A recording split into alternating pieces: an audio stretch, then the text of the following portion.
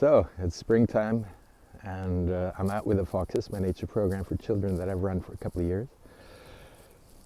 You see them in various poses behind me, flying kites and enjoying the warmth of grasses and the company of their friends. I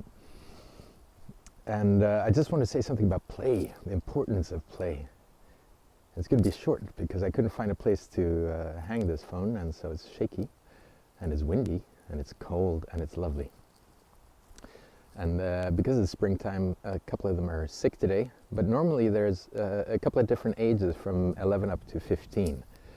And unstructured play in a range of ages without parental or adult supervision is one of the most important things for childhood.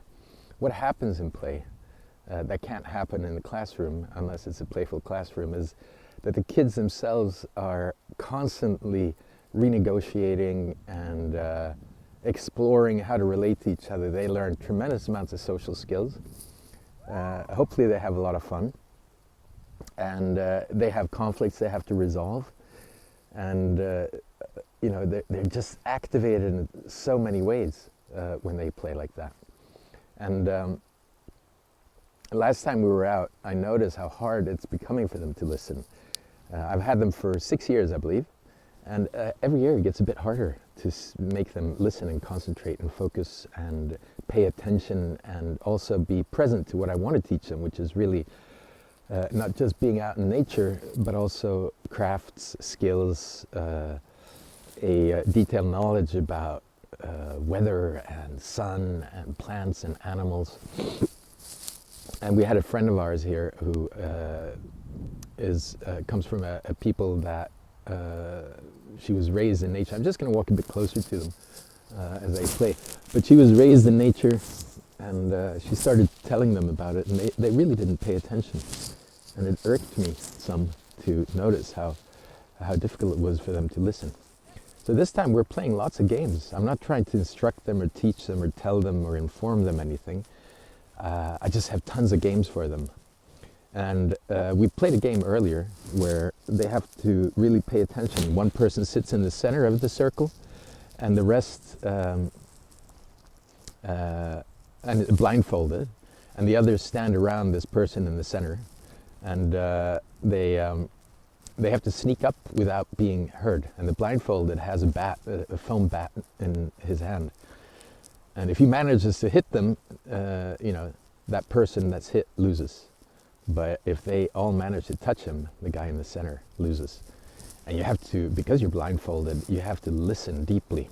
And we do it on dry grasses, we do it on dry leaves, we do it on soft earth, we do it in all kinds of different environments, some crunchy, some smushy and mushy.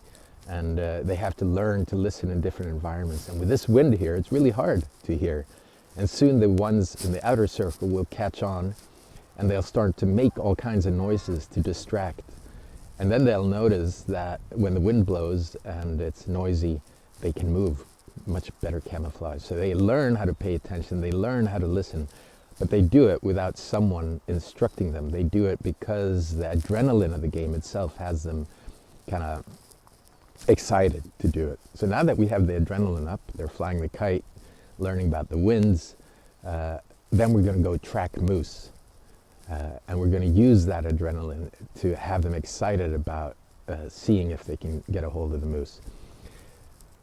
Once a month we gather like this. The rest of the time they're in school, they're in computer games, they're on their phones, and maybe they have, well actually all of them do have some activities that they do as well. But here in the woods, we also let nature guide us, and that's what we're going to do when we follow the moose tracks. Just a few words about the importance of play. May our children always have that capacity and the ability and the willingness to be out like this in nature, to be parented by the original parent really, and learn from each other, different ages, different personalities, when engaged in games and fun and play. If you like this, please press like and then hit the subscribe button and the bell button. You'll get notifications of future videos. I'm going to go join them now for a while, and then we're going to go see if we can find that moose. All right, that's it for now. Bye-bye.